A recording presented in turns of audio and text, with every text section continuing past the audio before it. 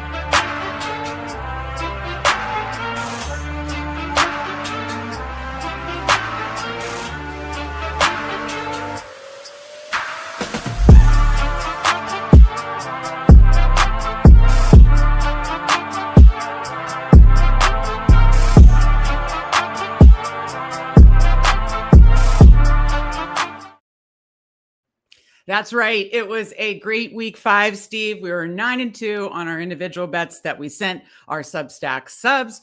We hit 2 parlays, up 15.63 units. Shout out to Bruni making that amazing highlight video. He also makes them each week for Degen dads who also are crushing it.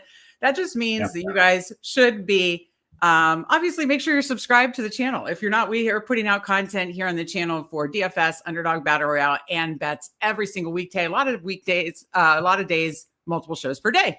That's first. Also, as you're coming in, hit that like button. We certainly appreciate it. And finally, all those bets that you saw on that screen and the amazing promo that Bruni made, all were sent to Substack subs. We also send the Degen Dads bets to Substack subs. Makes it very easy for you to just receive that email. You get emails from me. It's almost annoying, but you get emails from me every single day, multiple on Saturday, with all these goodies for all those things. So there's a link in the description. It's $34.99 for a year, but check it out. Free 7-day trial, link in the description. So with that said, Steve, week 5 was fun.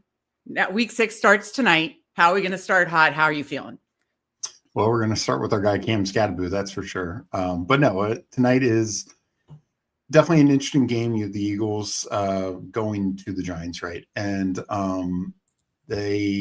Eagles off their first loss. Giants started out hot, but couldn't finish well last week. Their rookie mistakes showed up. But I think this, Giants have no receivers, so it's tight ends and running backs. And then Eagles, I think this is a get-right game for them. It's a question of, is it a get-right for Saquon? Is it get-right for Hurts and passing tech? Is it get-right for everyone? Is kind of where we have to decide. Yeah, no, I definitely think, and that's where it's like, pick your Eagles. Somebody's going to get there on the Eagles side for sure. And so like you said, it is an interesting game from that aspect for sure. So we will get to that at the end. We will cover Thursday Night Football. We'll, say what we like on the total and the side, and what do we like for the touchdown prices and first touchdown and all that good stuff, and talk about props and all the good things. That's going to come last. We are going to start with DraftKings DFS. I'll pull that over in a minute. We're going to start with DFS. We do the early look of this very show on Monday, where we do early look of everything, but we're going to dive a little deeper, look at the DraftKings slate, look at what kind of lineup constructions we like, what are priorities, what are not. We do go deeper into like the player pool and everything. Okay, these are our top players at each position in our Saturday morning show and the article that Steve writes Friday night, Saturday morning. That is all for Substack subs. But we kind of talk a little line construction. Then we'll go over, we did a couple first look drafts on Monday, but we'll dive deeper on Underdog Battle Royale. And then, of course, hit those Thursday night props and parlays. So, Steve, while I'm pulling over the DraftKings slate, and then I'll go to chat in a minute, what are you liking? I know we talked about in our survey that went out to the Substack last night, but what are you liking as far as line of construction is concerned on DraftKings week 6? So for the most part, I think this is the first week. There's still ways to get there, but I'm probably going to be more 2 running back builds this week. Okay. There's not a ton of value at all on the slate, but I think the flex is there's definitely cheaper wide receivers for flex play versus running back, or it could be a 2 tight end slate, just because that's a way you can get, like whether it's 2 good tight ends like Ferguson and Warren, or like one good one and one like real cheap one to really save money. But even if you're doing the 2 good ones, their target share, their touchdown upside, they probably don't really have a 100-yard bonus in them, but they're going to outproduce receivers at a similar price point pretty regularly. So and definitely running backs at that price point. So you're definitely getting value there. And so I think this is the first week where 2 tight ends are really in play.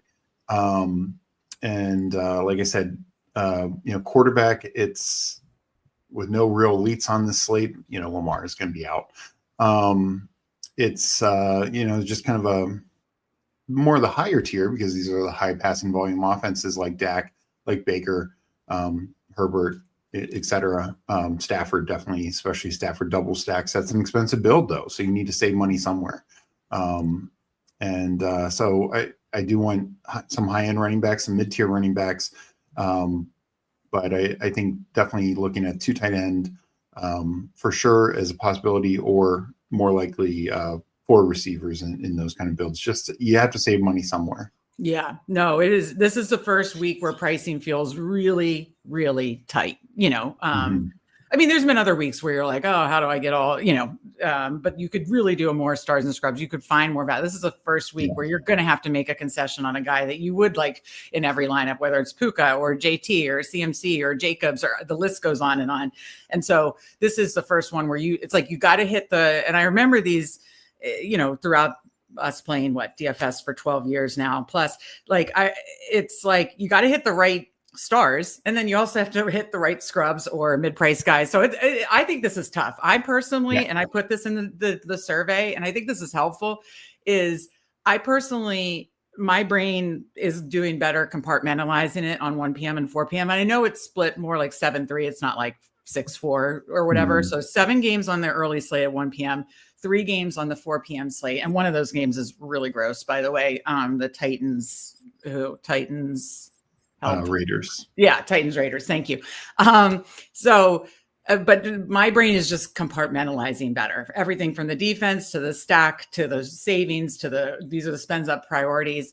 So that's how I'm handling this week, because I do think this week is really, really, really hard. So, but I think you broke it down really well. And I do see the point of how you could get away with either like a punt tight end and a higher price tight end, which now Ferguson is the second highest priced tight end, which makes sense. He has the second most receptions in the league. Should be the highest. Yeah, quite honestly. Yeah. So or like you said, doing like Ferguson and Warren or Ferguson and Kraft, or it really feels hard to get away from Ferguson this week because, oh, by the way, he's got a good matchup. Not only he getting like crazy usage, but he's got a great matchup this week. So let me say hi to chat. Then we'll dive in here on DFS first. I apologize. We were running late. That's me. I have a little bad headache situation today, but I'm powered through. Had to take care of the pup. Oh, by the way, Rudy joined the CBS show. You already knew this, Steve, but he decided to now just lay out and chill. No big deal. Doesn't need to be making his appearance on Fanspeak, but decided to break out of his crate, jump at the door right as we were about to start. Luckily, I got him in the office before the show went live. And then he was on my lap biting. This shirt is very flowy, biting my flowy shirt. Like it was just, I was literally like, oh my God, please, I'll do anything for you to lay down. He finally laid down. Now he doesn't even need to make an appearance here. He's chilling. He's great. But so I apologize for running late. Had to take care of the pup, fighting a headache, but we power through. No, our grandfather used to say, we don't want excuses. We want results. So Mike said, means the outfits are on point. Steve, we did not discuss this, right? Is this were you channeling like Giants blue? Like this isn't really Giants blue, but were you still thinking like blue for Scataboo? Like what were you thinking? Not really, no. I did. So I had a green shirt, a blouse, and a blue, because obviously I dress up more on Thursdays because of going on the CBS Fantasy Football Today DFS show. And I had a green shirt, blouse, and a blue blouse. And I was like, okay, yeah, this isn't Giants blue, but I'm like, I have to do blue for Giants. I can't be putting out like Eagles vibes today. So yeah, I'm crazy. Mike says the world needs the answer. You're always on Substack and Discord 1 to 4 a.m. Maybe not 4 a.m., but I am. So I always do a late night cram on Wednesday night. So Wednesday nights and Saturday nights are like the worst as far as my late, but I am a night owl. Mike has 4 explanations. Steve, you can answer. Bum hunting in the UD lobbies. I have done that before. Bro and sis fight crime fighting. Something shady and you need an alibi, or you are a vampire. You know me best. Would you like to explain it? And you're very much a night owl too. Oh yeah, no, I'm usually up when she's. Yeah, I usually am up super late as well. So I think it's the closest is. I mean, a little one in the UD lobbies, but 4. I mean, we are just very much night people, and you know, I also do like my best work late at night, and it's like when you don't have other distractions, right? Like nobody's texting at 2 a.m. No distractions. Just nothing on Twitter that you're interacting with. There's no distractions, period. No news that's breaking. And so it's like, that's when you do, you and I both like write at night, I think the best. Mm-hmm. I do my research at night late the best. So Mike, I think we answered your questions. We got Chiato Fantasy in here. Great to see you. We got our guy Emo Cowboy. Great to see you, Tyler. I know you're heading to Japan soon on vacation. I hope you have a wonderful time. That is awesome. And Mike Rob saying Scatterboo not on the main slate. All of a sudden, Meg doesn't know what to do. But hey, I've already bet like every prop I can for him today. So go Scatterboo tonight. Please stay safe, Sweet Prince. 2 touchdowns would be nice. Okay, Steve, now let's focus on this DFS slate here. You talked lineups construction. So, but let's talk quarterbacks. And again, not from like our player pool, but like, are you going to do much of the spend up for Dak or Baker, or how do you look at like the pricing for quarterbacks this week? So, what I do look at is it's much tighter, because even somebody like Drake May is now 5,900. Yeah, he was on a main slate last week. In previous weeks, he's been like 5,500, 5,200, 5,300. Yeah. So he's getting priced up. Daniel Jones is getting priced up now, as they should. And we have even these situations like, I mean, I will say now that it sounds like it will be Mac Jones, though, for watching what he went through last Thursday. I don't even know how he's healthy. So that's a little worrisome in and of itself. But like Kyler Murray's probably not going to play. Right. So it's Jacoby Brissett against actually a pretty good Colts defense. I don't feel great about that. Sam Darnold or Trevor Lawrence might be like the true 2 pay down options on this slate.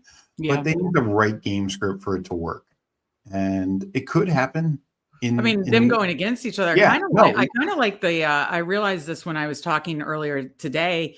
Well, I was like, you could do the punt tight end of Hunter Long. I really like Travis Hunter, and he's coming in, looks like 5%, sub 5% owned, and he's, 4,800. Does he even build on what he did on Monday night type deal? There's obviously BTJ. And I'm like, maybe I don't have Lawrence in my player pool, and maybe I should for that reason, because his price is so low, to your point. Yeah, Lawrence probably will. I will play him a little bit, but it's for me going to end up more of like a sprinkle than a main character.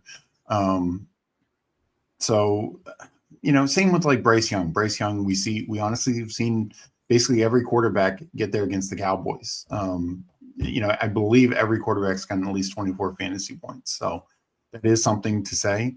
But it's also Bryce Young, and he's gotten there once this year. So, like those are some guys to sprinkle in. I just feel much more confident about good quarterbacks and good offenses that are efficient. Like Trevor Lawrence, I think that at the end of the year, Trevor, that offense could be really good. Seattle's offense, the only issue is we know if he gets pushed enough, he can do it. But if he doesn't get pushed enough, Darnold's going to have 18 points. You know?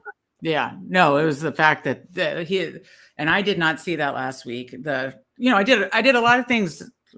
I know we did a quick lineup review, but it was funny. With DFS, the past couple of weeks, but especially last week, I did a lot of things right, like jamming JT in every lineup.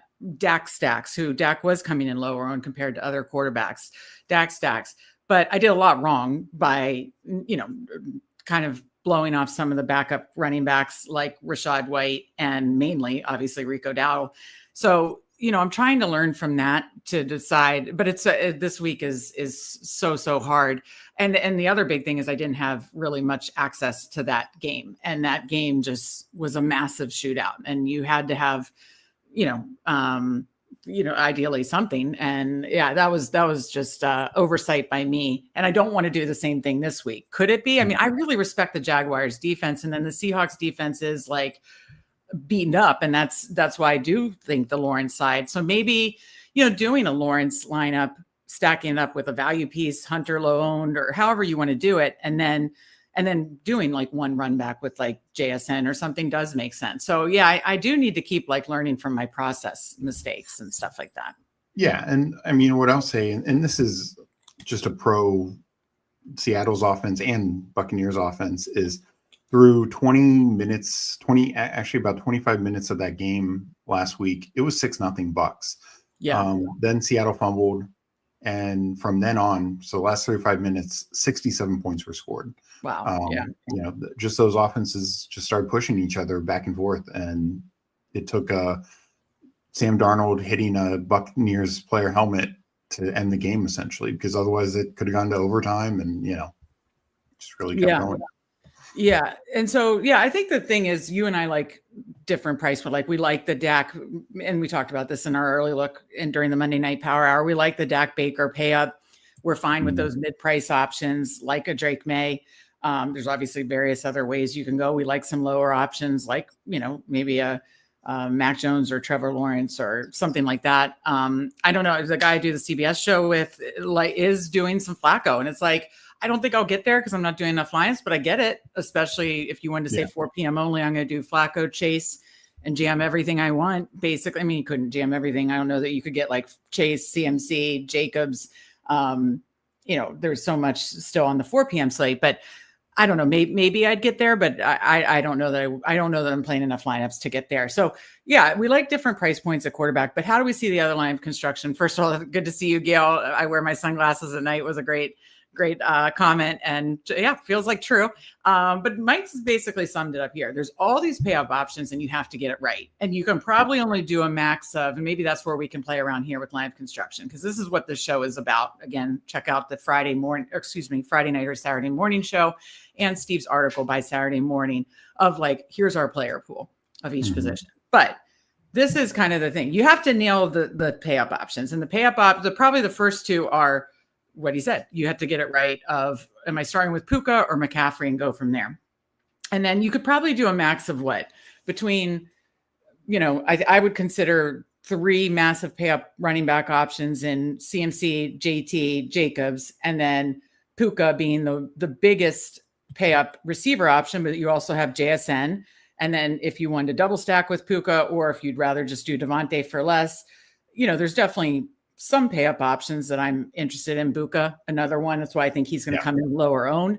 So there's certainly definitely. And then by the way, Kyron a little farther down at running back is definitely high priority on my pay up as far as my pay up option. So that's how I actually might be approaching it, is like one of JT and CMC, a lot of Kyron, maybe not doing Puka as much, because he'll burn you if he gets a touchdown or two, obviously, and does what he does. But if he does what he did last week and he got in the end zone. If he does what he did in weeks, like I think 1 through 3, where he didn't get in the end zone, but he still had, 10 for 120, well, 20, whatever that is. I can't even, my brain hurts. Is it 22 points? He had 24 and a half last week. Oh, it's the bonus and stuff. So yeah, sorry. So on DraftKings, if he gets like that, if he gets like a 24 points at his price, you can dodge that, especially if the other pay up options like CMC, JT, Jacobs, JSN, whatever combo you land on hit. So that's why I'm thinking I might do Kyron or Devontae instead of Puka, but pay up then for like Kyron and CMC, and Jacobs, something like that. How are you handling? Because I do think you have to get this right. And obviously you're going to rotate through, but like, what is going to be your pay up priority? Because I do think that Mike nailed it with, that's like the biggest question this week of like, which pay ups are the priority. And that's again why I'm doing 1 and 4 o'clock, so I can kind of mix it up a little bit. Yeah. So the thing I'll say with it is I definitely want to have a good bit of Puka, but I do agree he is the one that I will probably be the lowest on, just because he's the most expensive versus any other receiver. He's 1,000 more than any receiver. He's 2,000 more than his teammate Devonta Adams, who gets a very similar Devontae Adams, I should say. Thinking of tonight's game, he gets a very similar target share. He obviously has a great end zone share that could have used. Yeah, he's got a great red zone roll. But and it's just that's significant. 2,000 is significant for a guy who, Adams hasn't gotten the, like the 20-some point games, but as long as Puka doesn't do what he did against the Colts 2 weeks ago and 39 points, his other games are 24.5 to 27.5, essentially. So, that's good. But guess what? JT has 3 30-point games. Puka only has 1. Right. Right. McCaffrey, is hitting the same point numbers as Puka. Jacobs coming off a bye, great matchup. And he came off a monster game against Dallas, 31 points. And as you pointed out, a little more, I don't know that they'll need to do this, but a little more involved in the receiving game too. Yeah. Last 2 weeks, he's been highly involved in the receiving game. Whether they'll need it or not, we'll see. But I just think that's the one where, it sounds like, it's only 200 less to JT or 200 or 300 less JT or McCaffrey versus Puka. But that can matter because if you're doing that, but then I would do like Devontae Adams or Kyren Williams, because I almost feel like, sorry, Mike, I know you're a Ravens fan.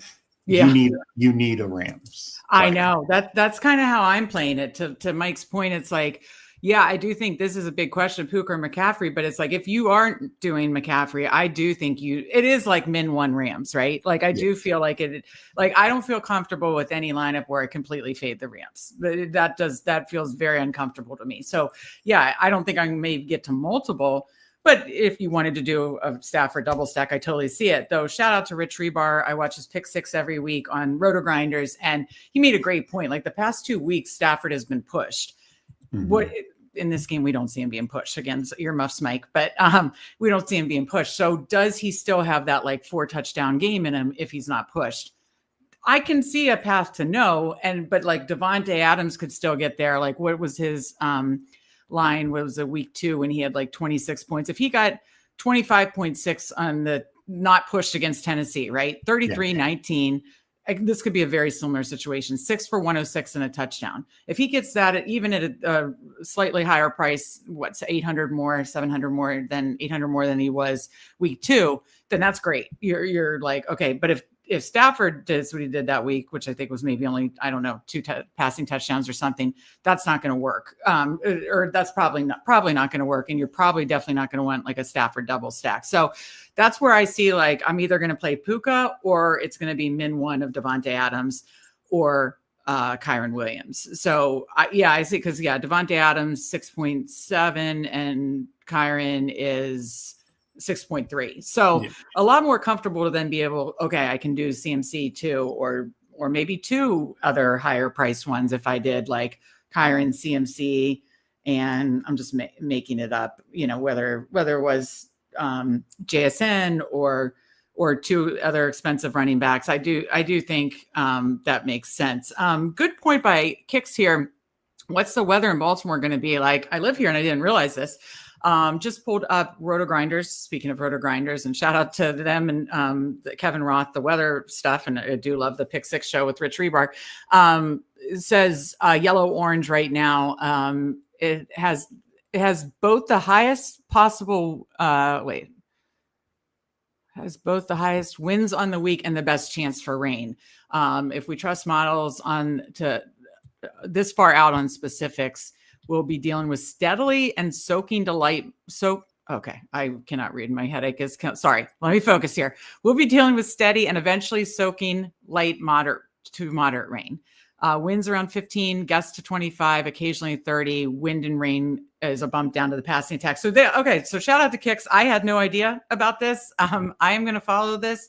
Watch the line. Obviously, if the line goes down, the total goes down, then we want to take it really seriously and watch again. We don't care if it's just raining, but if the winds are high and if it's going to be soaking rain, then it's kind of maybe just Kyren Williams in the defense, right? Yeah, no, I mean that is fair, and like you said, they're not going to get pushed. I mean, I will say, I think it was 2 years ago in Baltimore. Yeah, that They game had a went to great overtime. they had a great shootout game, but that's what it was. It was a shootout. So, and that was in a rainy, wet, nasty game. So, Oh, was it? Okay. yeah, Yeah. Yeah. So yeah, pay attention to the weather, but more specifically, pay attention to the wind and the weather. Is it going to be soaking rain and what the total does to suggest that? But good call on that, like the Kyron call. But yeah, it's basically going to be probably min one Rams for me. That's our way of saying we like Puka. We're going to play some Puka, but if we don't, and I can, out of all the higher priced guys, I might play a little less Puka just because I can paint a picture.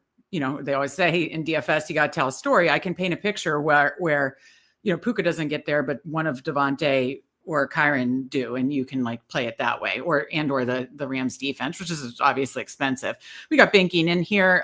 Good to see you, Binking. Okay, so talking lineup construction, you said maybe just 2 running backs. Would you go 2 high price running backs, or is there a lower price guy? Like, are you jamming Dowdle in a lot of your lineups this week? I mean, the news today, Hubbard mispracticed again or didn't practice again. So I feel very good with Rico playing and fully having the role, and it is the revenge game. So I like Rico Dowdle. I think there's other like 6K running backs or below you can target. Like White should start again. Judkins is okay. ETN, Dowdle, Pollard. I think those are all fine. But I do like paying up a little bit, though. Kyron is actually probably, to me the best priced guy at 6,300. Right. Because it does feel like definitely a Kyron game. Feels good for him. He's getting a lot of workload. Javonte Williams is roughly the same price and in a kind of a similar boat. But yeah, I like paying up for a guy and then one of them for sure. Would you? Sorry, go ahead. Then I have a quick follow-up question. No, so you'd kind of said it before. It's JT, McCaffrey, and Jacobs. Really want one of those guys. I think Genty is very close to that as well. But yeah, I kind of want one of those guys. I don't think I'll have any lineups where I'm just jamming in both of them or 2 of those 3, or even 4 if you count Genty. But I want one in pretty much every lineup. Okay, my follow-up question is, if you had like most lineups, and again, this is for the full slate, where you had one of JT, McCaffrey, Jacobs, would you do any? I know you said, and I liked your, explanation this week of doing more 4 receivers or 2 tight end as opposed to 3 running backs. But could you see yourself doing? I almost wanted to like play with it here because I think I played with it a little, but I don't know that I've landed on anything I've loved. Would you do like one of JT, CMC, Jacobs, and then 2 of, like Kyron Dowdle or Kyron Devontae or something like that? Did you want to play around with that at all? Because I do find that a little interesting. Yeah, I mean, we can definitely try that for sure. Okay. You choose McCaffrey, Jacobs, or Taylor is first one in. Let's just play. This is just like, I'm going to say JT. The guy's okay. got 3 30-point games and almost had another one if Donnie Mitchell didn't hold. Right. Okay. So let's do JT, Kyron as our Rams piece, and then Dowdle. Are any of those games 4:00 or are those all 1:00 games? Those obviously, obviously, if there's only 4, put that one in the flex. So I'm just going to put in a cheap defense going against Gino's been ass.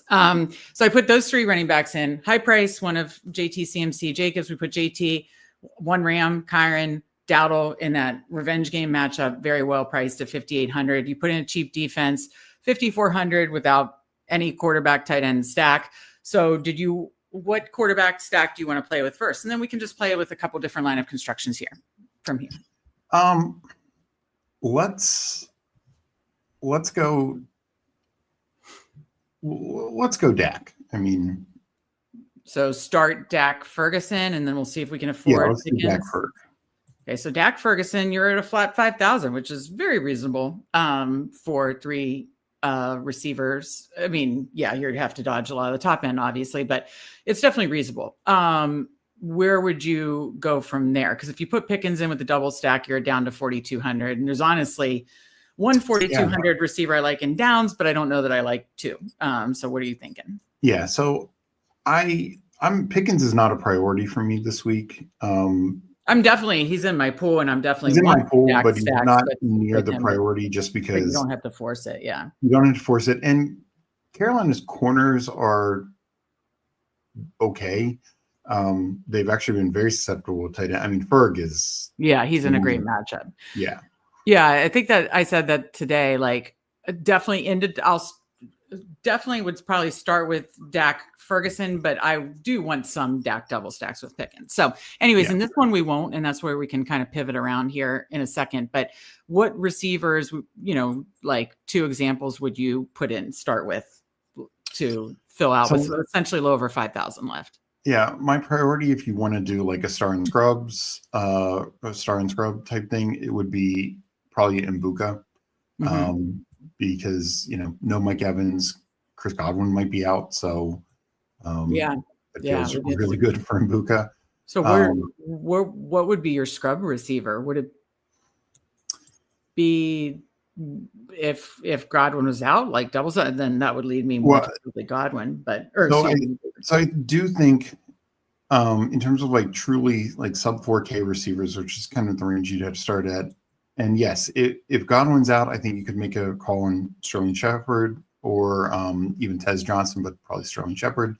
Also, I think you can make a call on in this case, if we have Dak here, we could double stack with a cheap Dak guy like Flournoy or Tolbert. They're going to be out there. There's no Turpin. Okay, Turpin is out again. I hadn't seen that. Okay. Yeah, if you do, and again, we'll just play around with different setups here. If you did Dak, you have Ferguson and added Flournoy at least 4.4. So, I mentioned Downs, but there's other receivers in that range that you can play around with.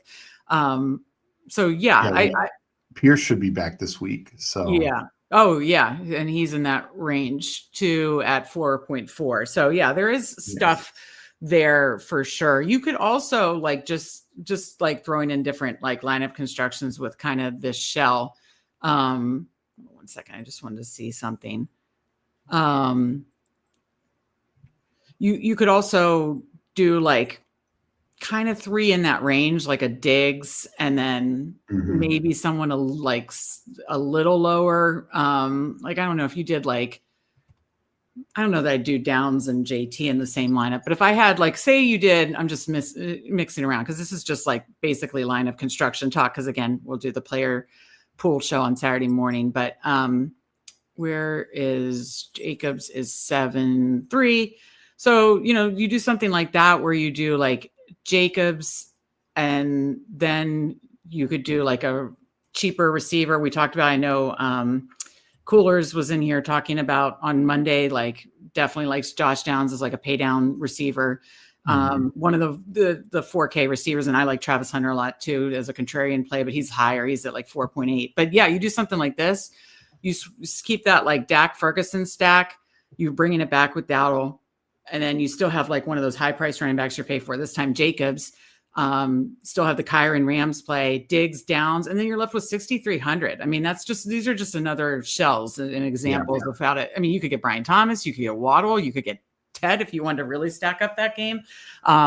You could even get Pickens and bump down, one of those pieces, bump down Diggs or something like that. So this is how you make, and this is why this exercise is so useful. Now let's do your way of like maybe 2 tight ends or maybe 4 receivers. Who did you want to maybe build with a cheaper stack, like a May or a Florence or something like that, and play around with that? I was thinking May and Diggs. Okay. I'll keep Diggs in there.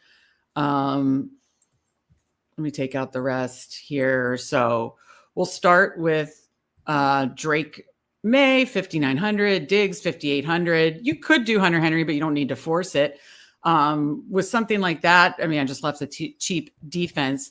Do you want to play around with the whole 2 tight end thing, like a Ferguson Warren or Ferguson Kraft? What do you, or Ferguson Henry? What do you think? Let's do Ferguson Kraft. Okay. So I'm putting Kraft in the flex since he plays at 4. So you got May, Diggs, Ferguson, Kraft, cheap defense. you're left with 6.4K for 2 running backs, 2 receivers.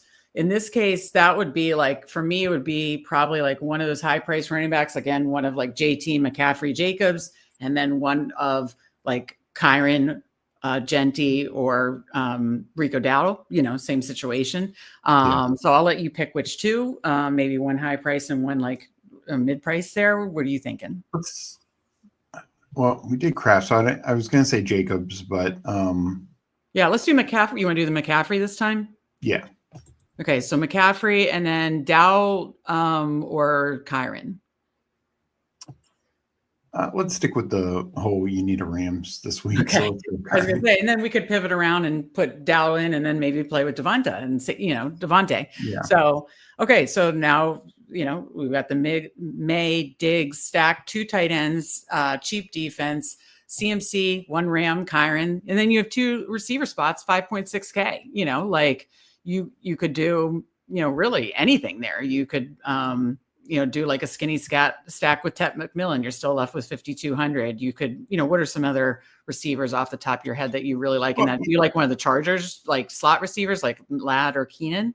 Yeah, I mean, I like the Chargers receivers, and even though we do have Kraft here, I like both Green Bay receivers, Doubs and Golden. I mean, I think one will probably get there this game. So, just and then honestly, you could play around and then be like, okay, well, maybe then I'll do one version with Love, and what are you left with there? Okay, we're left with a little less, but it's around not that much different than May. So yeah, if you have multiple options there. So yeah, I know I might do some of the I feel like the Chargers are going to have to like be a very high pass rate and pass as an extension of the run.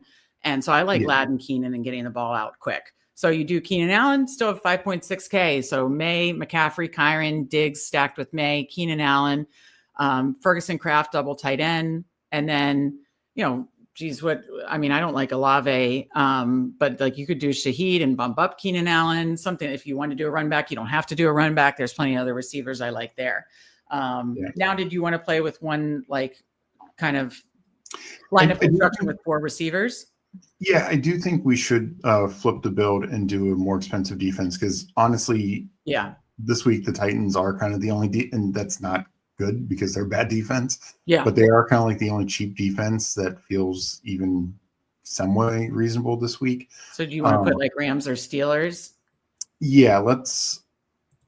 Honestly, I love the Steelers, but Colts versus Jacoby Brissett potentially feels real good as well. If you want, but I don't mind the whole like Kyron. Not that I forced that correlation, but I don't mind the whole Kyron Rams thing. But yeah, let's go Steelers because I think we should highlight. Like I think people think they're a bad defense, and they were definitely a bad defense first 2 weeks. But the last 2 games against the Patriots and Minnesota, and yes, Minnesota was Carson Wentz, but still Justin Jefferson, etc. They didn't give up more than 21 points. They had 11 combined sacks. They had 7 turnovers. So maybe this is a much better defense coming off the bye, facing the Browns and Dylan Gabriel, who also is coming off an international trip and didn't get a bye like a lot of teams do. Yeah, that's a great point. No, I mean the two, and you made a good point about a third with the Colts. The two like pay up defenses to me are Rams, Steelers. And then I agree with you on Colts. What do you think about the Jaguars priced at 2.8K? God, their defense is impressing me. And if you look at it, like it's not like they've had like a floor game. I mean, they've put up 7 to 15 fantasy points each week because they've found a way to get turnovers and sacks and that kind of stuff. So the most points they've given up was against the Chiefs. And so they put up the touchdown. That's why they still put up 7. But I believe that's the most points they've given up. No, they lost to the Bengals and still put up. Yeah. I think the Jaguars is quite interesting there too. But I do think that's a good point about, okay, you don't just have to punt down. What if you pay up and low? And in this particular construction, May, one of the higher price running backs, a Ram, with obviously Kyron, double tight end, still doing that like May Diggs and like a mid-price receiver, you're still left with 4.4. And we talked about some multiple options there.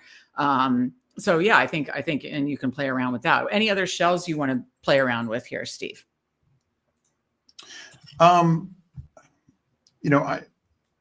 All these quarterbacks are roughly within $100 of each other. Like the ones up the top, the difference between Love and Mayfield is $400, and you can make a case for any of them.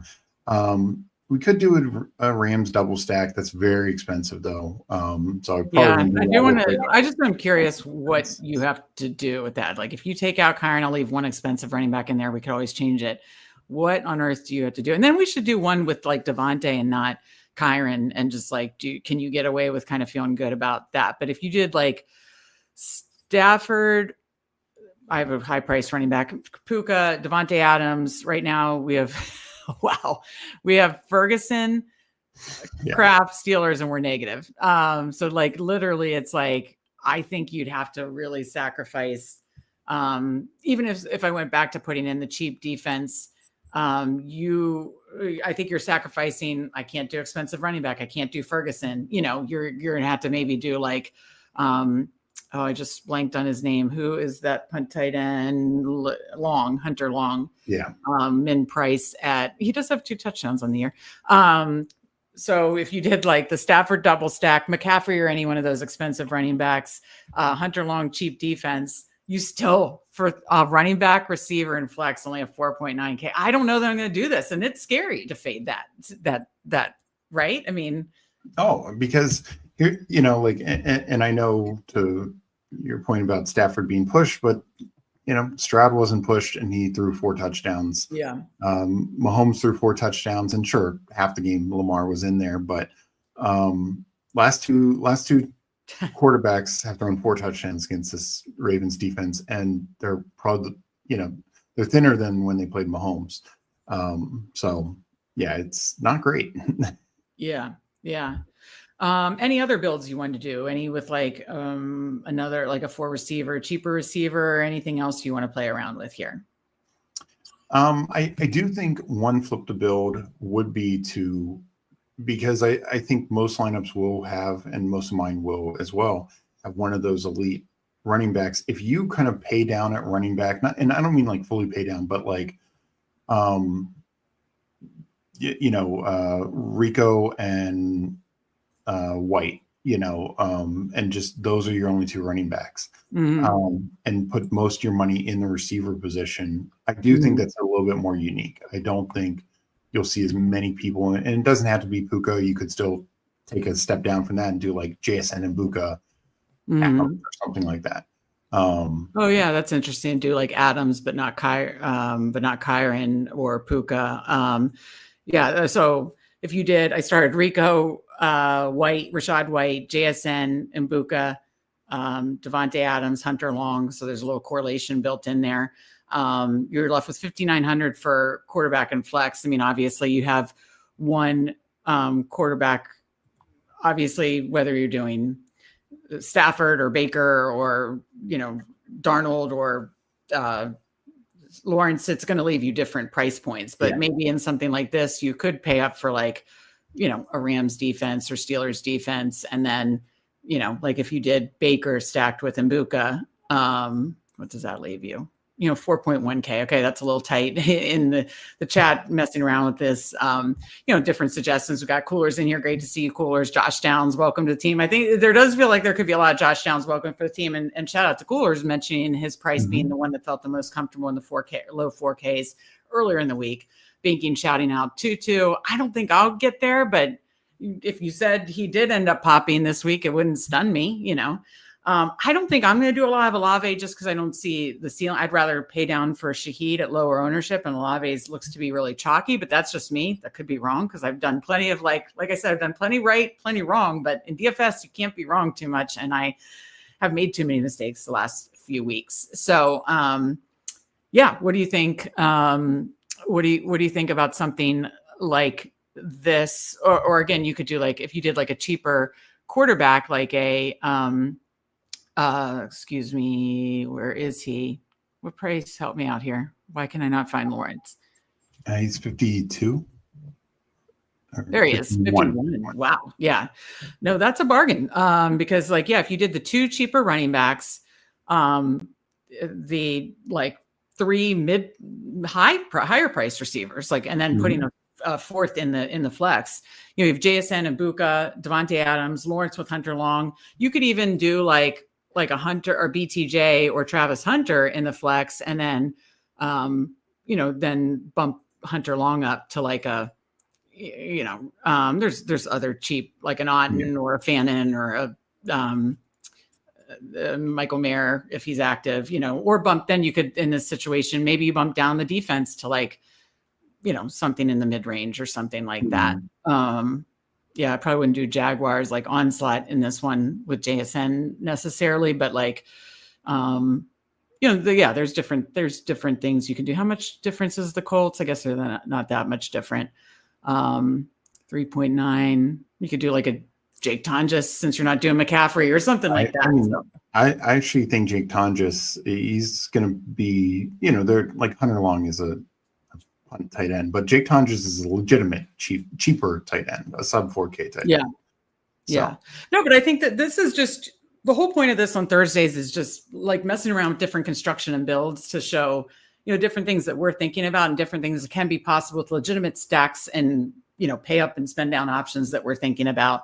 And again, check out our show on Saturday mornings, breaking down players in our player pool at each position. Steve's article that can go along with that up on Substack. Again, link in the description, free 7-day trial. Check it out. See what you think. If you like it, great. It's $34.99 a year and it covers you best ball, all off season and all this good in season content. If you don't, then it's a free 7-day trial and you can cancel. So why don't we go catch up a chat and go over to the Underdog streets? Do you mind pulling over Underdog, Steve? Yep. I'll bring it up. All right. Let me catch up with the chat here. So we talked about, I get the people that are playing Olave. I probably am not going to play as much of him and maybe play some Shaheed. But I get it. And do like definitely like that game potentially, especially the Patriots side. We got Tim D in here. Great to see you. Football's back. Hopefully Giants win tonight. That would be fun. I just want Scadaboo to do well, please. I can't wait to watch Scadaboo. Mike says new content idea. Saturday show with Steve called Hunting the Cougs. Oh my God, he breaks it out phonetically. That's hysterical. Hunting the Cougs. I love that he gives you a hard time about that. That's hysterical. Cooler says, I like getting BTJ into that lineup if you have JSN. Yeah, I might take some shots on Travis Hunter this week, but I totally see like BTJ looked better off the whole wrist thing, just looked better and more comfortable in that offense with Lawrence too. So either way, whether you want to do a Lawrence double stack or go BTJ in that is something like that. I like Hunter, but I totally see BTJ taking the next step. Okay, maybe he breaks out this week and then you could do it in place of Adams. He says, I think that's a great point. Banking says he likes the Tonjes call out. So going back to Trevor Lawrence, it's like continually going back to your ex. That does kind of feel like that. But we saw him use his legs a little too on Monday, which was nice too, which would definitely help that floor ceiling combo. Huhaim says 1-0 Olave, more Shaheed, better and cheaper. That's kind of how I'm handling it now. Yes, and Discord now. Thank you, Kix. Yes, we got 4 Substack subs, access to our Fanspeak Degen Discord, which obviously is starting from the ground up, but we're hoping we can get more of the Substack subs in there. And then as more people join, get in there with us. Ask Steve questions. We have an Ask Steve-O section, everyone. We have a Pick'ems, section where people can share their Pick'ems. Basically everything from every channel of DFS, Underdog Dailies, Underdog Pick'ems, NFL bets and every which way. People can put in what they like. They can ask Steve or anybody in the Fanspeak team what they're thinking and just share thoughts on all these different Degen things. So yes, thank you, Kix, for pointing that out. Discord now for Substack subs. Join us. Have some fun. Steve and I are going to be posting some slips for tonight. We already posted our official slip. Obviously sent to Substack our official bet. I bet you could guess who we bet. And then sent our official parlay, put that, sent that to Substack, put it in Discord. But Steve and I, and I know Bruni and Andrew have been throwing in their slips. I'm sure more people will too. I think Kix put in slip, or excuse me, an Underdog pick'em slip. I know Mike's put in Underdog pick'em slip, so I appreciate the subs doing it too. So yeah, jump into Discord with us as well. A ton of fun. So, all right, Steve. Oh, let me change this. We have a roll into the Underdog Battle Royale streets. Did you want to do one Thursday night one first? Let's do it. Yeah, let's do it. Is that the one we cashed on last week, or was that a main slate? No, it was the Thursday night one. Let's do it because this is Thursday, London game, and Monday.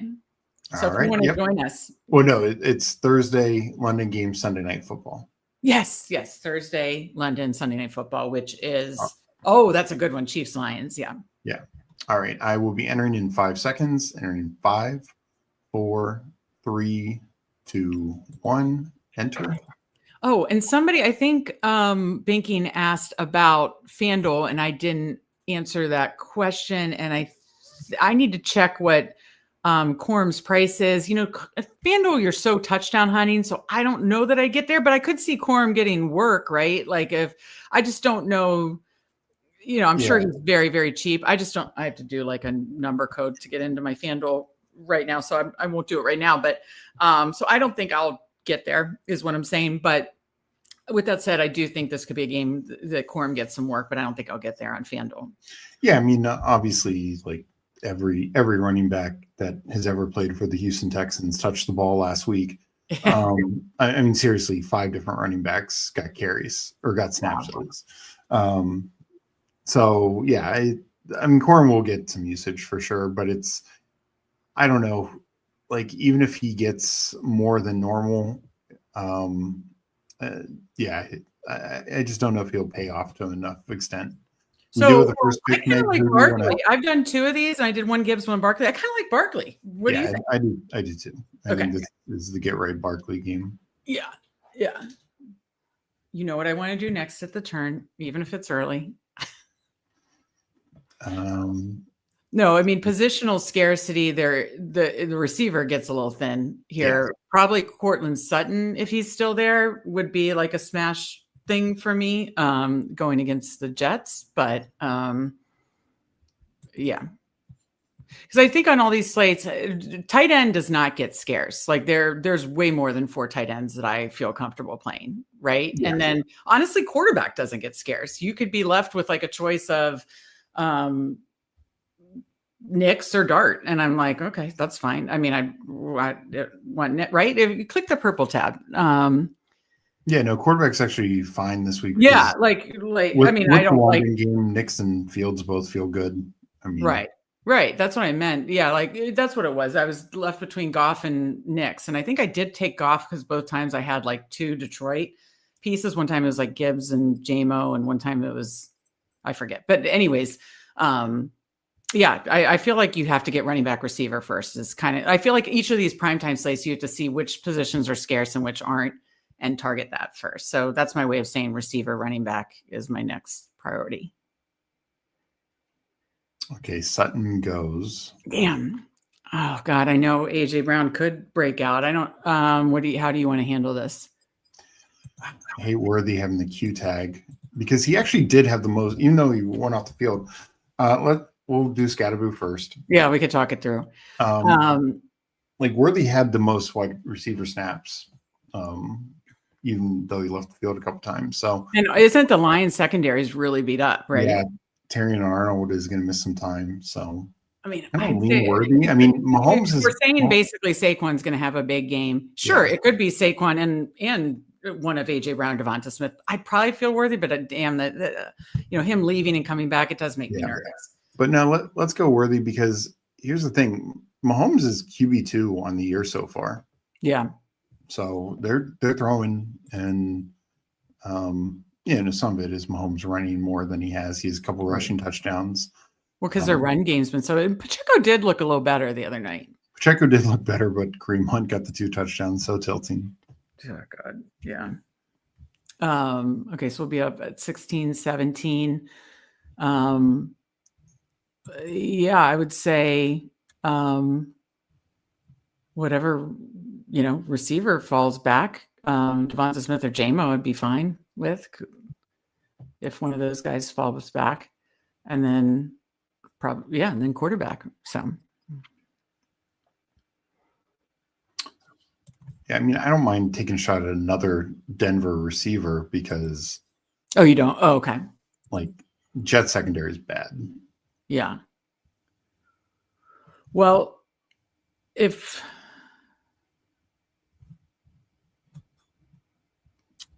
Like, wait, what's tight end at? I don't feel like we have to pay up for Kelsey though. That's the thing. And I've been seeing Goddard and Mason Taylor and all of them fall the last round. Who do you want first? I don't know. You I tell actually me. like Mason Taylor as a priority tight end. So do you want to do a quarterback first? Do you want to do Fields or Nix? Well, we got to pick something. Just pick something. I'll do Nix. Yeah. I like the matchup for Nix. Do we have any Denver receivers though? Not right now, but we could pull up a receiver. Like if I kind of like the idea of taking Mason Taylor here and then take whatever Denver receivers left. Okay, that works. So you like the matchup for Mason Taylor better than Goddard? I mean, they're roughly the same, but Mason Taylor has, 6, 7, 12 targets. Because the targets are more spread out to Philly because you have AJ Brown and Devonta Smith. So and like Jameson Williams just is A, inconsistent, and B, the Chiefs secondary is I think I did take him. So do you like Franklin and Mims or both? I think you can make a case for both. I mean, neither one got there against Philly, but that was a great secondary. This is a bad secondary. They both got 5 targets. Then. Yeah. Franklin plays more snaps. Mims is more like he'll get runs. Franklin will get more deep. I don't know. Like I feel confident one will absolutely shred the Jets because Jets defense is bad. So there's not one that you feel outside of Sutton has a better matchup than the other necessarily. Not really, because Sutton will get mostly Sauce Gardner, who actually had his best game last week, but the rest of their secondary is awful. Like bad. I'll let you decide because I'd lean Franklin. I feel like you said he's running more routes, but if you said I like Mims more, you think he's going to have more scroll down leverage. I'm fine with either. Yeah, maybe that's the lean. Mims was probably going to be lower owned. Okay, yeah. So I answered Binking's question. JMO is due. JMO's my guy. I thought he was going to break out against the Bengals. He should have.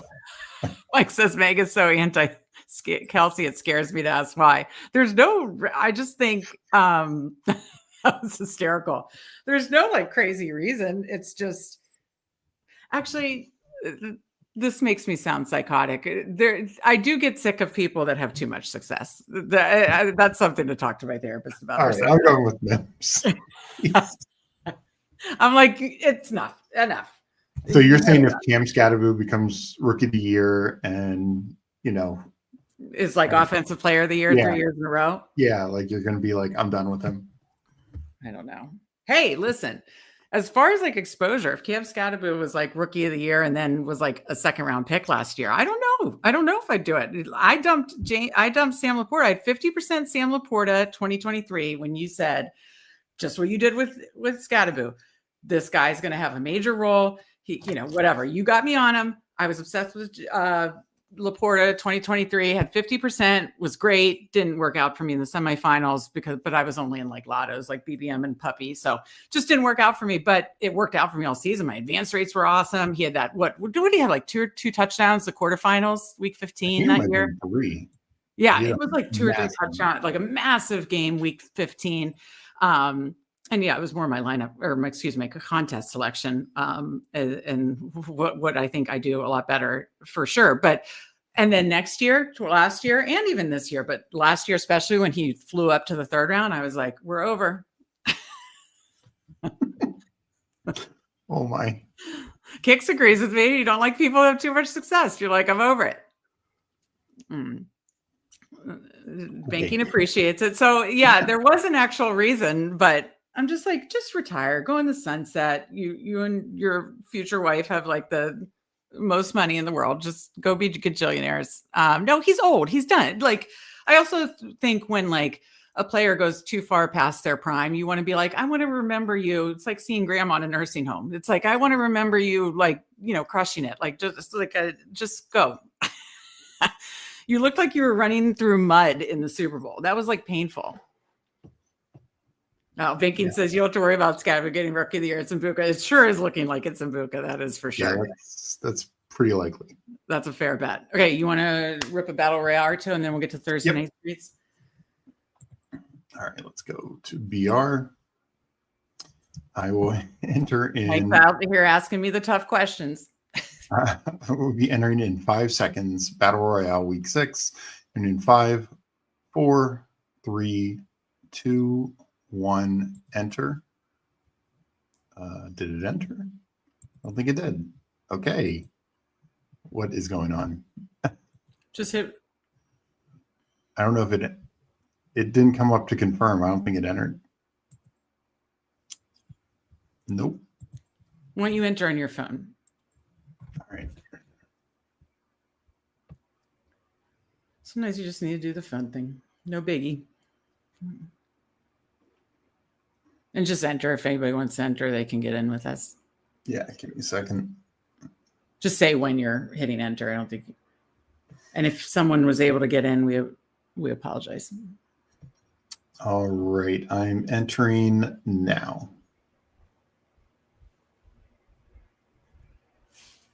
All right, 3 more to start.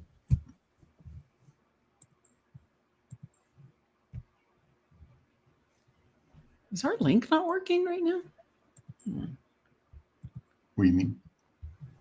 Like the StreamYard. Hold on 1 second. Oh, well.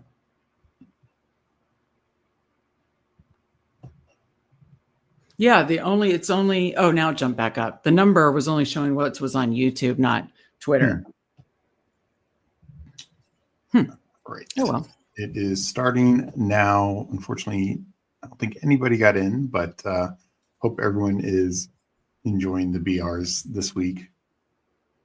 Definitely some interesting decisions. Yeah, no, I definitely. So what pick number? Oh, we got the first pick? 1.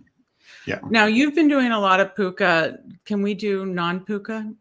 Yeah, because right now, earlier today, I mean, I've done some drafts since, but I was at like 32% puka. I was like, okay. That's why I'm moving down to 4 here. Maybe now you mix it up. Yeah. No, I get it. Who do you want? JT, CMC? I'll let you pick. I just wanted to do one of the running backs. Yeah, JT or CMC. I'm fine with either. I know CMC technically is a higher ADP. JT to me is so. I mean, to me, with CMC, JT is running much better. He still has a ton of usage, but CMC, it's just his usage in the passing game. That's why I still probably have him the 1-on-1, but I'm not going to fight. I mean, JT, I love both. I mean, yeah. I mean, my favorite best ball lineups right now are the ones where I managed to get both. I'm like, I'm loving those, and I hope they both stay healthy, because if they both stay healthy, I think they're going to keep doing what they're doing. I know CMC, when Kittle comes back potentially next week, if the receivers get healthy, okay, then he's going to then have to get there some on the ground. But I still think overall season long, I just think they're going to have to keep leaning on McCaffrey some way. Right now, it's just, the path is receiving. So I'll be interested to see tomorrow when we do prop party what his receiving line is, because it was, you could get plus odds of 40 and 50, and then we went up to 60. I'll be interested to see if they make his line like 64 or something like that, No, they might have to. Probably should, but if. Sounds like at least Jennings might be back this week. Yeah, I know it sounds like not Pearsall, but possibly Jennings. Yeah. Yeah. And then what do they set the line at for Bourne if Jennings, I think they're going to have to wait on all that for those lines for McCaffrey and Bourne and that kind of stuff. Because we saw without any of them, Bourne was like Justin Jefferson out there. It was wild. Yeah. Have you done many George Pick and Dak double taps here? I've done some. I prefer getting Dak with and trying to get Ferg come, next time. You don't always get it, but yeah, I think one time I tried that and I didn't. But yeah, one of the other Rams feels good when you passed on Puka too. Yeah, that's kind of where I'm at. Like if I can get a Ram here and I didn't take Puka. Okay, so Kyron goes. Do you want to do Dak Devontae, or did you want to do like I kind of lean that. And then hope Ferguson. What's Ferguson's ADP? 21. So it would be, he'd need to fall a couple spots. Doesn't always happen. Have you had it happen before though? A couple times, yeah. It's what would you pivot if you didn't do Dak? Who else would you take here? Dig, like pull up Ted or Dig, or take? Yeah, take Diggs. Yeah. I'll let you decide. What are you leaning towards? Let's do Diggs. I mean, because he's not going to fall back, right? I mean, his ADP is a pick and a half higher. So yeah, like Cooler says, it's kind of tiered. So you kind of see this tier of getting those two receivers with Jonathan Taylor. I think that makes sense. I think it was either Dak. As much as I like Tyler Warren, it was either Dak or one of the that. Yeah, a lot of times I will pull up the tight end because it's 4 tight ends and Ferg goes 15 here. So these 4 tight ends are, to me, ahead by quite a bit. Like I have McBride as the lowest of them actually, but those 4 tight ends feel to be the best ones. Yeah.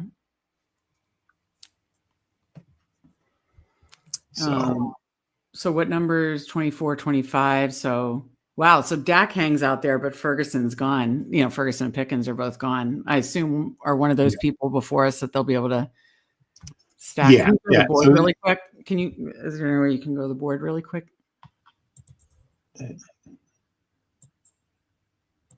So yeah, I'd guess one of these 2 teams take that. Yeah. So they kind of set it up hoping that someone wouldn't take a naked Dak, I'm guessing. And this one already took their quarterback, so the Pickens person certainly could do it. So that's pretty interesting. I like seeing what other people do. I'm assuming Dak will go. If Kraft or McBride are there, I'd take them with one of those picks. And are you comfortable taking McBride even with what's his face? They have no other options. Like they have no receivers to throw to. Their running backs are awful. Like Jacoby's going to have to throw to. I mean, Kraft's definitely my first choice here for sure. And yeah, the person who took Pickens took.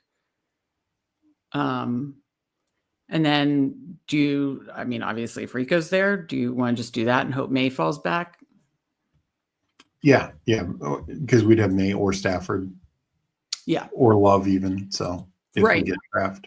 Yeah, then I like playing it this way. Yeah, perfect. Kraft, Dowell, and then we're set at all positions and we just take whatever stack falls back to us. I like that a lot. That's how I feel the best about these lineups is when I can.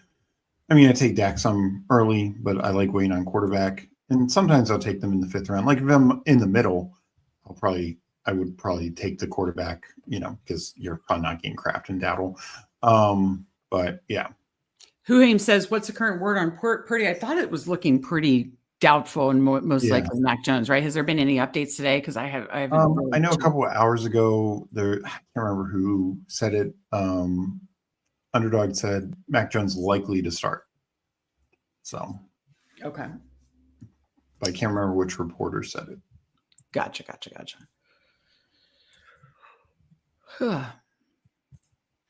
You want to do one more and then go over to Thursday Night Football? Yeah, so quarterback wise, we could do any of these 3, and I'm fine with any. I have the most.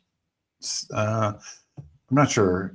Either most May or Stafford. I have the least amount of love, but I'm fine with any of them. Have you been using BBO for track? I need to update it. I had to do something weird with it the other day. So because you're doing more volume than me, so you definitely should use Best Ball Overlay. Use code Fanspeak. By the way, you get $10 off a month. Then just I believe $30 a month, and obviously it helped us all best ball season track our exposures and combos. But that's big with this though too, right? If you're doing high volume, making sure you have different combos and stuff. So yeah. So that's my reminder to you and everybody else. Well, I appreciate the reminder. Yeah. What's your quarterback lean? Love or May? I'll let you choose. I'd actually Let's do love. I have the least amount of love, and I yeah, think, do whatever you have the least of. So you said you have the most amount of Stafford, so that's why I said love. Do you yeah. have some May? Oh yeah. Oh, Yeah. okay. Yeah. Well, I knew you're very bullish on Diggs too, which I'll do not only just with Diggs, but like May and Hunter Henry is my last two picks. You know, like yeah. when you've gotten your running backs and receivers that you want, like that's quite all right. All right, we're doing one more battle royale, and then we'll head over to the Thursday night football streets. We covered DraftKings builds for week 6, did a Thursday night or prime time, one BR, we'll do a second BR, and then we'll head over to the Thursday night streets and talk a little props and touchdowns, all the good All right, stuff. let me try and enter in this. So, yes. Okay, I'm entering now. Perfect. Ton just feels like such a smash play, could be in the optimal. Definitely like Ton. Ton just is definitely in my main player pool for sure. So I am. Where does he go in BR? Last round? Yeah, it's the last round. Cool. Yeah. But I've done it once or twice.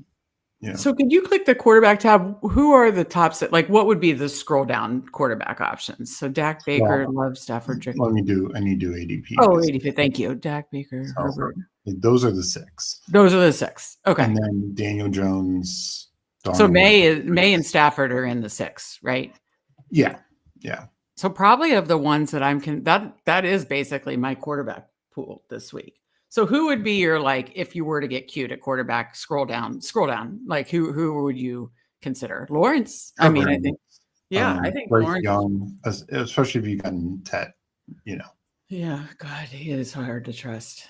How did Ted, like, what I thought when you had in our prop party, you did Ted, T-Mac 100. Oh my and God, it was like he had like 60 in like the second quarter, didn't he? Yeah. Yep. How did that? I mean, well, part of it, Rico Dowd just kept ripping 30-yard runs. Yeah, that's true. That's true. So, and then once they got the lead, it was still more Rico Dowd. Yeah. So that was part of it. Yeah, I don't mind messing around with like a Lawrence, like get cute scroll down option. I think that's kind of fun. It just, you saw with see how banged up. I respect Seattle's defense, but you saw with how banged up they were. And yeah, Baker is just, amazing. He and Dak are both like putting up like MVP numbers right now, but hope it continues because we both have a lot of them. All right, what did you want to do here? Wait, we're at the top? At top of ADP. Ooh. I was thinking Javonte Mbuka. I guess I'd almost rather Kyron than Javonte.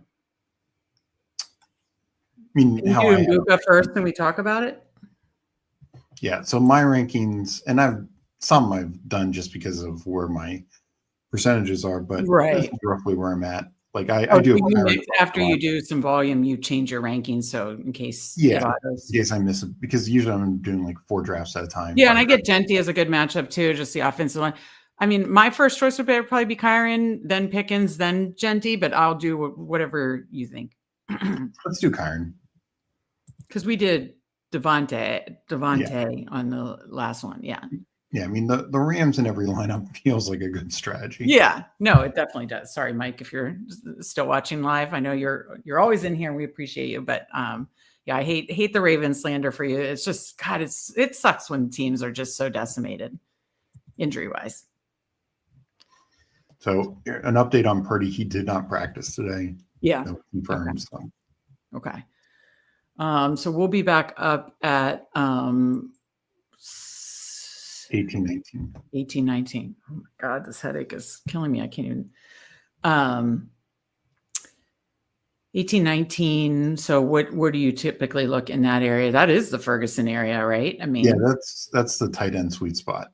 Yeah. Okay. Then that's what I was kind of basically asking. Since Baker goes where? Since we haven't Mbuka, I was just also trying to figure that. Baker goes 27 is his ADP. Okay. So he could come back potentially. Oh, yeah. Okay.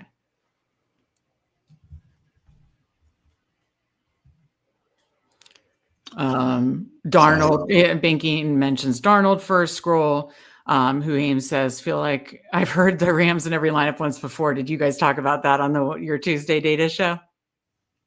Yeah. Yeah, I think they did.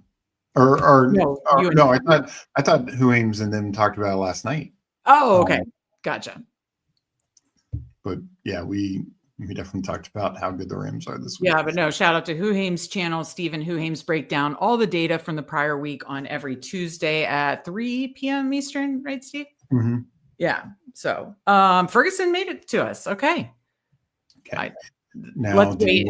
So what did you want to do after that? So I don't think we need to pull up a quarterback.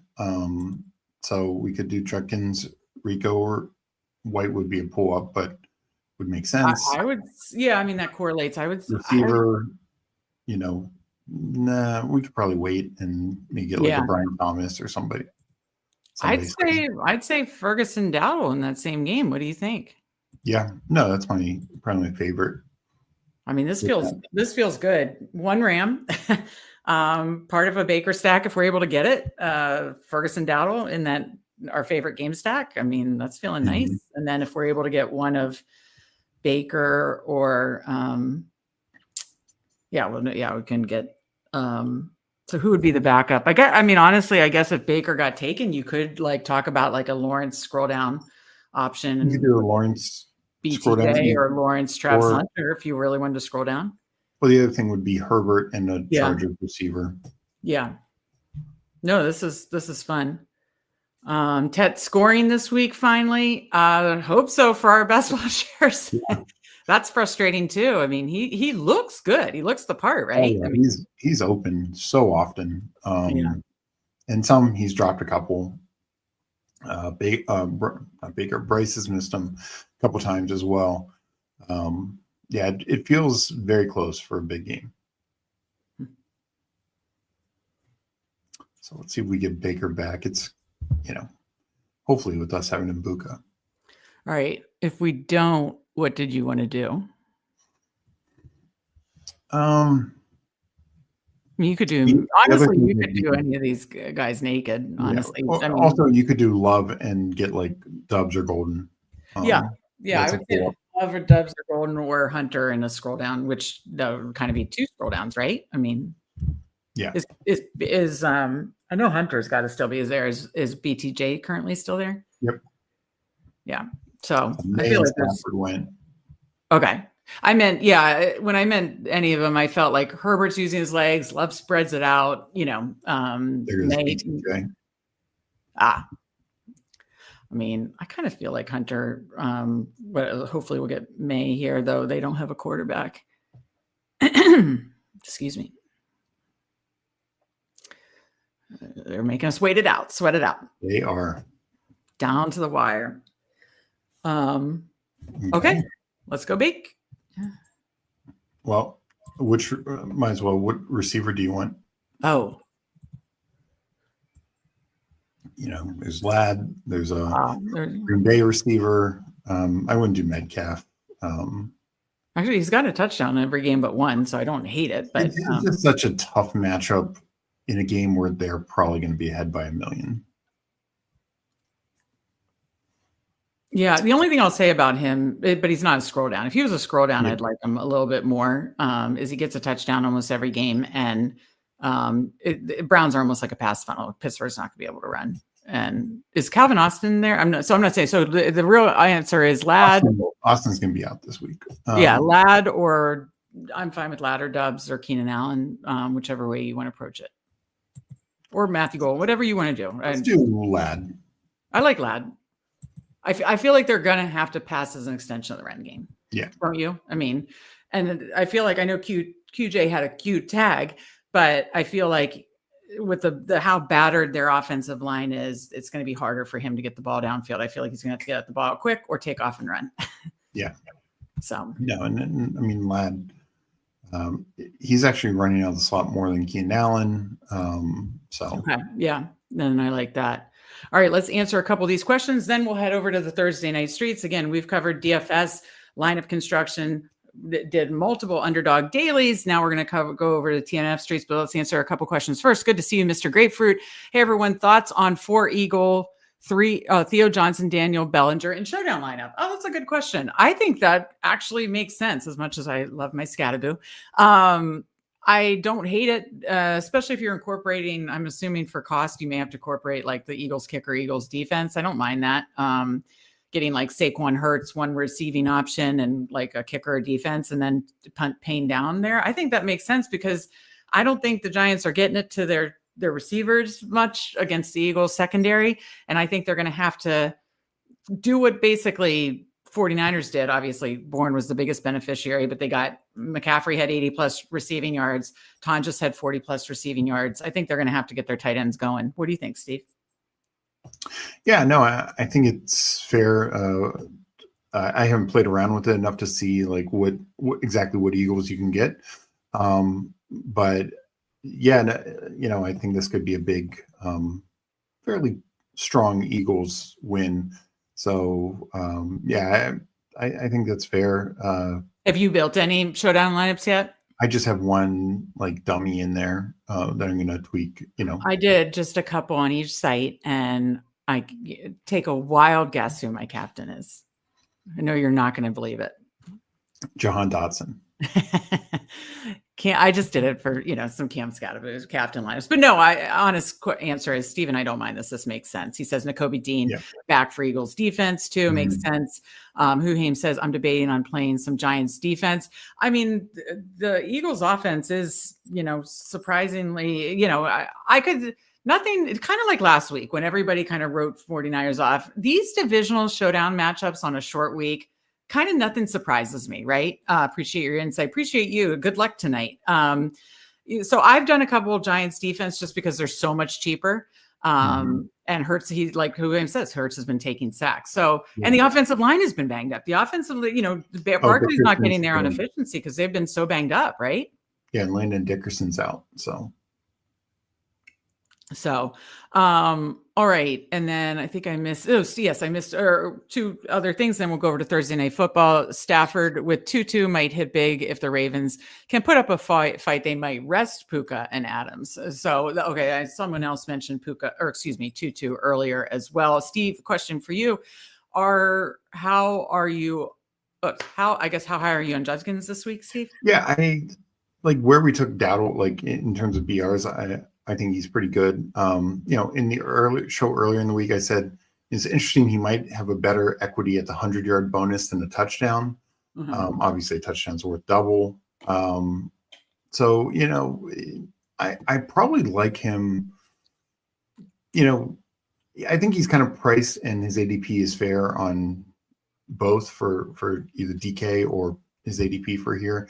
I'm not going to have a massive amount of him because I do think game script could just be totally out on him. Last week the game was close, and 2 weeks ago when the game was out of hand, they were still running him a ton late. Maybe they continue to do that, but I don't know if they'll always continue to do that is my worry, at least. Yeah. Huhaim says Giants D leads to Scatterboo captain. Am I right? I think it does. Okay. Let me bring over FanDuel and we will move over to the FanDuel Streets Thursday Night Props Parlay. I'll bring it over here. Steve, talk it through. We'll talk side and total, favorite first touchdowns, props, and then head on out of here for the Thursday night game. NFC East battle.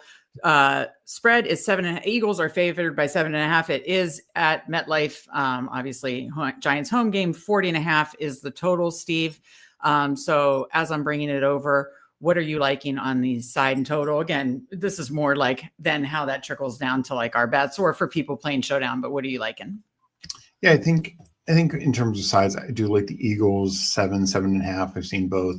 I think they're a good chance to win by double digits. And in part because of their defense. I mean, Saints need their defense to get there as well, but Eagles still have a very good defense. In fact, like you were saying, it's much healthier than say their offensive line is particularly with Nakobe Dean back. And I think there's just real chances their defense gets a number of turnovers and has a big game. So I think the Eagles are going to win probably by 2 scores, I should say. And in terms of like totals, though, I don't know. I could see, we've seen the Eagles offense be super inefficient as well. So maybe the better way to approach is just like Eagles over. So it's like, but not by much. Eagles over their team total, I should say. What is I don't love that as much, but I would do that more than the game over, just because Giants could get shut out in this game. Like that is a legitimate option, just with a rookie quarterback against one of the best defenses in the league. Why am I not seeing the alt team totals here? Alternate total, alternate spreads. I don't know. I apologize. I don't see the alternate team total here, but let's just talk through. As far for me personally, I just think I'm not betting a side or total. So let me just say that. I will say if you really like a side or a total, the one thing I really like doing is taking a shot on, if you feel really convicted on it. I hit it on Monday night. I felt convicted about the Jacksonville spread. And honestly, taking shots on the money lines, it felt the same way about the Patriots. Almost got there with the Patriots, just missed on one Bills prop. But you bet like props on the one side that you're betting against. You bet the spread or the money line of the side of the other side. Anti-correlated, it can't help it. I've already done just taking a shot on, I think, Jalen Hurts passing, Jalen Hurts rushing, Saquon receiving, and the Giants money line. And I think it's at least 10 or 12 to 1. Then if you flip it to like, if you add in like a Giant Eagles receiver and, the Giants money line, it becomes like a full blown lotto. So you can have fun with that. I'll just say that. I think Giants could be scrappy here. I don't know how, because they'd have to be very creative, obviously, with their, again, getting their running backs as receivers like the 49ers did. And I don't know that I trust them to do that, getting their tight ends very involved, because I don't see it coming through and then the defense would need to be majorly in play and step up to, continue to make the Eagles offense struggle. So if you believe that, I don't mind, I guess is what I'm saying. 7.5 feels big for a divisional matchup on a short week. So I don't mind it at home, but I only did it for a fun anti-correlated bet. So, and I don't feel confident on any total one way or another either. So. Yeah. Now I will say, this might change your opinion, but the Giants did activate little Jordan Humphrey. So yeah. So any internal bets with Bruni for Monday night's game? Bruni posted one bet on Discord already. We posted one. I think that's all was posted so far. So under SGPs on the Discord, I know Bruni posted one. We had some chatter about it today, and then we posted our official Substack one. And I think Steve and I will both be posting some in there as well. I wouldn't be surprised if Andrew and Justin did too, but I know Bruni already has one in there. He's talking about Bears versus Washington. Oh, for Monday. Okay. I'm so sorry. I'm so sorry. Sorry, Mike. You didn't. It has to be Bears versus Giants now. I swear I'm still a Washington fan. I know it's like, I could see a scataboot. No, I apologize. This headache is crushing my brain cells, and I totally apologize. Steve gets me. Yes. I did not read it right. I am so sorry, and I totally read that wrong. And there should be. You're a good call, Bernie, Bears fan. Steve, myself, Andrew, big Washington fans. There should be an internal debate or internal bet. What do you think the internal bet should be, Steve? I don't know. Let's come up with one. I mean, Bernie is making these amazing videos. I can't do anything mean if Washington. I know. If you have any suggestions for us, Mike, put it in the chat. Let us know. Leave a comment, put in the chat, put it in Discord. Let us know what Bruni versus the rest, basically the rest of the Fanspeak team should do. Spread's a Raiders fan. Tyler's a Steelers fan. Okay. Touchdowns. Obviously, Saquon, Hurts, -160, -125, as they should be. But if you want to bet them together, which happens a lot, by the way, why is it not showing me the number? It's kind of like the David Montgomery Gibbs thing, right? It's like, if you counted the number of games that happen last year and already this year, you'd be like, well, if you bet it every week, you'd probably be profitable, right? Same thing with like Hurts Barkley. You get +227 for both. I don't hate that. Let me show you an example. If you do Hurts Barkley touchdown, just throw in the Giants spread. Oh, it didn't do as much. I thought I already did this. Guess I didn't. Oh, because I did Eagles. Yeah, it takes it from essentially, plus 236 to almost 8-1, plus 776. Just wanted to give a fun example. I'm obsessed with anti-correlated bets. I have a problem, but I do think that's a fun look if you wanted like a plus odds thing. This is going to happen more games than it doesn't happen, basically. But for the plus odd bets, we know who I like the most. Cam Scottaboo. No, in all seriousness, I don't think that the Giants are going to score a lot. But when they do, I think the Cam Scottaboo still will have the goal line role, even with Tyron Tracy. Tyron Tracy was never a good goal line back. So I think he'll still have the goal line role as he should. And, he can, he hasn't gotten there the past couple of games, but he can pop like on a longer play like he did in the Chiefs game. So Cam Scottaboo plus 150 feels good. I've already bet it. No shock to you. Any other ones you like? All the Eagles receivers, very nice plus money. AJ Brown plus 195, Devonta Smith plus 250, Dallas Goedert plus 260. And then you get into the, if you think Jackson Dart rushing touchdown plus 350, Theo Johnson plus 420, another one. Again, if they're going to score, it feels like Theo Johnson and Cam Scottaboo at very plus money feels like the most likely to me. So I like that. But what in these Eagles ones, who would you target? AJ Brown, Squeaky Wheel, Devonta Smith, Dallas Goedert, who I think has gotten there the last couple weeks. Goddard has 3 or 4 touchdowns on the year. Like he's done well. So if someone gave you $100 and you can only bet one Eagles player, would you do? And you wanted to get plus odds, would you do Barkley? You have A, B, C, or D. Would you do Barkley and Hurts together for plus 236? So about the same price as, or AJ Brown for 195, Devonta Smith for 250, or Dallas Goedert for 260. You're given $100 and you can only make one of those 4 bets. What do you do? I think I'm going AJ Brown and Squeaky Wheel. Okay. Just this is the matchup. Last week, it was a tough matchup. And, Sure. They target him a lot, but he just didn't have any big plays. Yeah. Okay.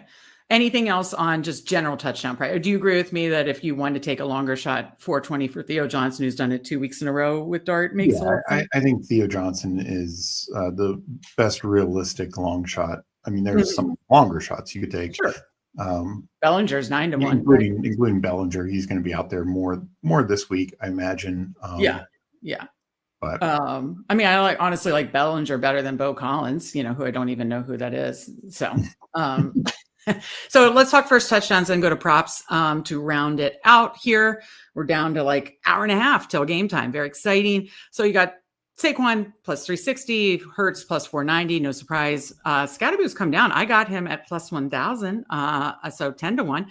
So people are agreeing with Meg here. Down to plus 750. AJ Brown 800. Devonta Smith 10-1. Dallas Goedert 11-1. Dart 16-1. Wandell 18-1. Theo Johnson 20-1. Have you already bet Cam Scottaboo as well?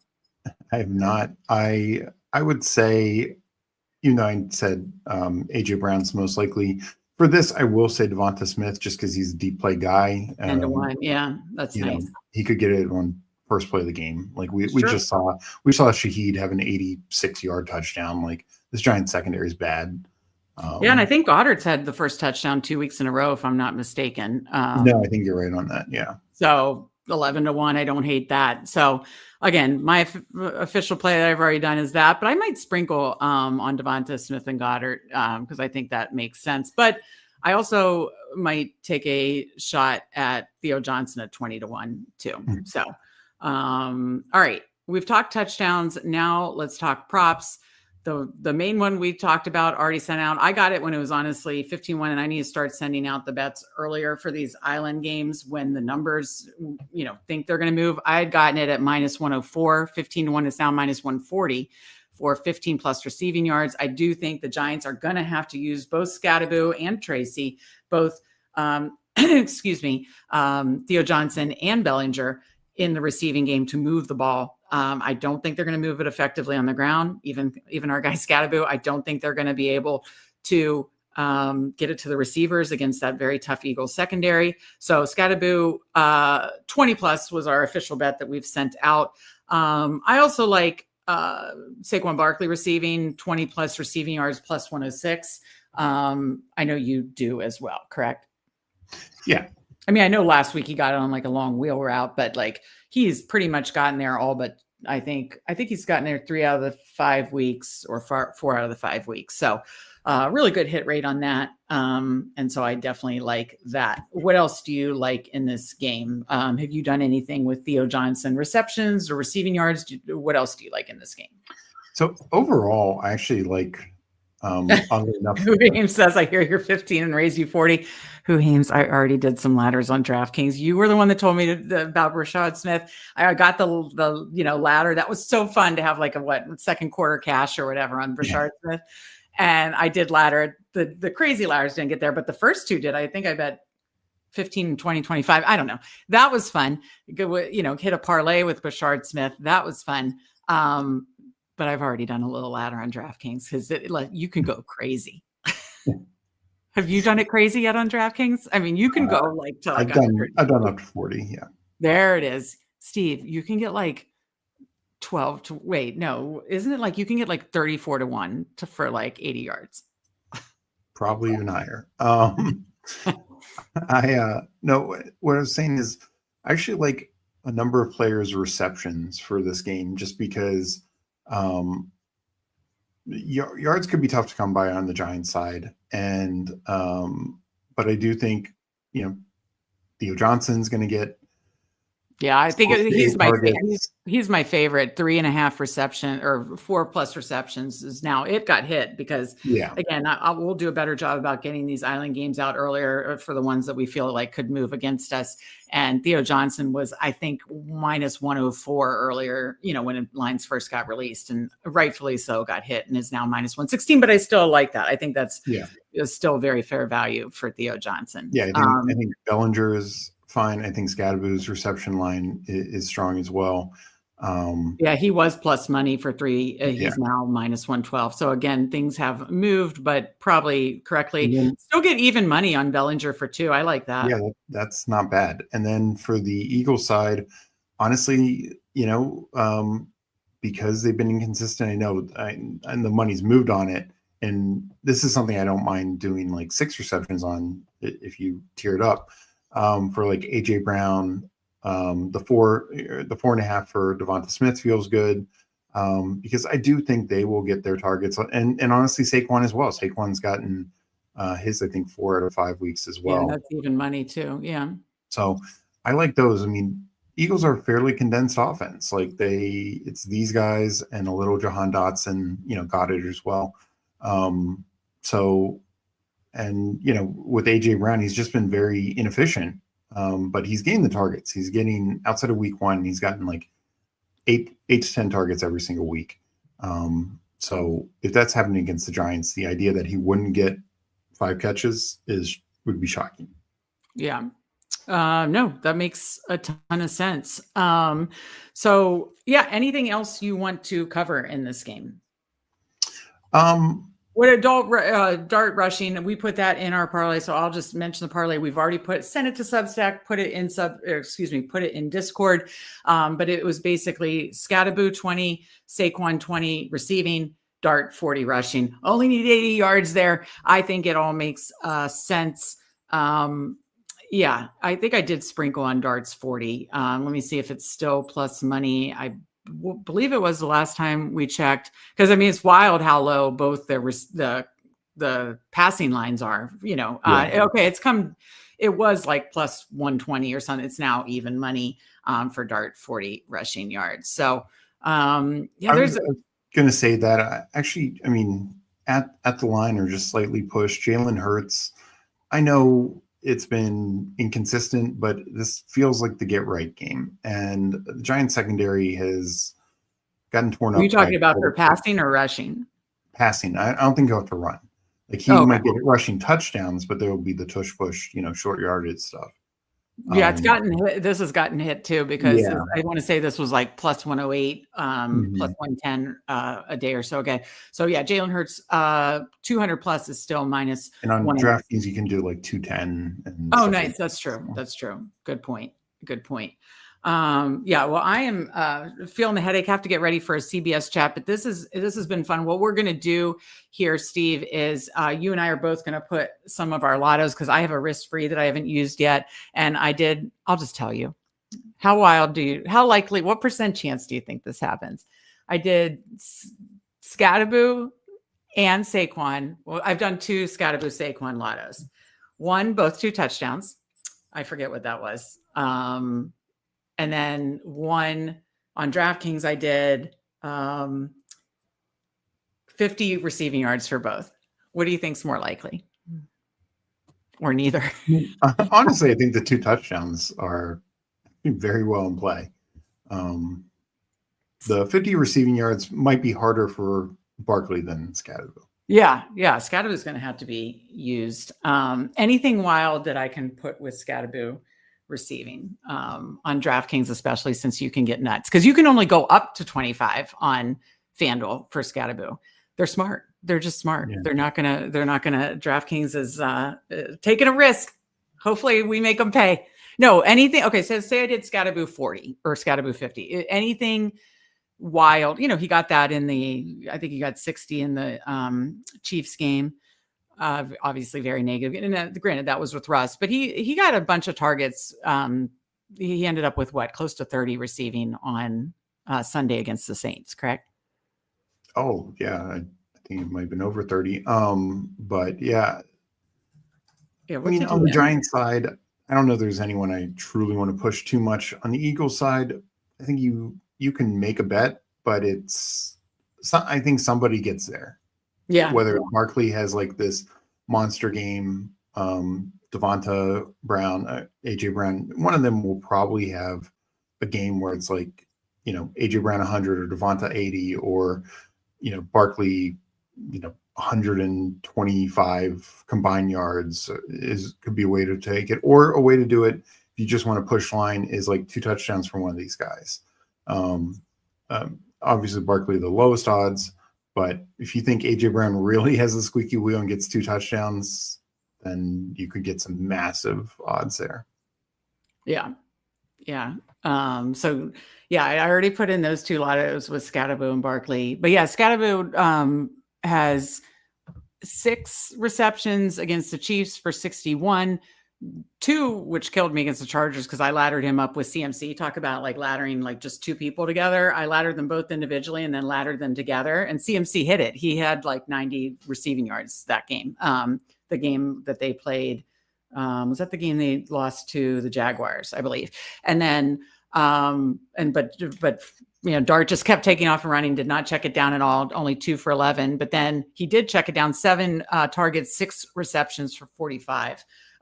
You're right. Sorry. He did hit 45 receiving yards on Sunday against the Saints with 6 receptions. So might have a little fun there. But I still haven't decided what I'm doing for my risk-free lotto. I know there's a risk-free on FanDuel. So again, the Substack one, we already posted 2 Substack in Discord, but check out, I know Bernie's already posted one as well. I'm sure Steve and I will post some more, regular parlays, lottos, all the good stuff and I know I want to do a use my FanDuel no sweat bet, and we will put that all in Discord. Any final thoughts for the people, Steve? No, good luck tonight. Hope everyone enjoys the Scattaboo game. But no, good luck tonight. Our Matthew research are putting out some good luck. Not sure about that. But good luck tonight with everyone with bets, lineups, etc. And yeah, looking forward to this week. A lot of interesting games. Definitely certain teams to target. Oh yeah, no, there's so many high team totals. Definitely going to be target on that. Again, stay tuned. Tomorrow we have prop party at 5 p.m. Degen Dads are just crushing it, back at 9:30 p.m. tomorrow night. Obviously Substack stuff coming to you Saturday, and tons of Substack stuff coming to you Saturday. So again, link in the description, free 7-day trial. Check it out. With that, we'll go out with our week 5 highlights. Hope to keep that good mojo rolling for week 6, but everybody have a good luck tonight, and we will see you next time. Hey, from the get-go, dominate. Don't give him a chance. Set the tempo early, baby. Set the tempo early, baby. Set it early.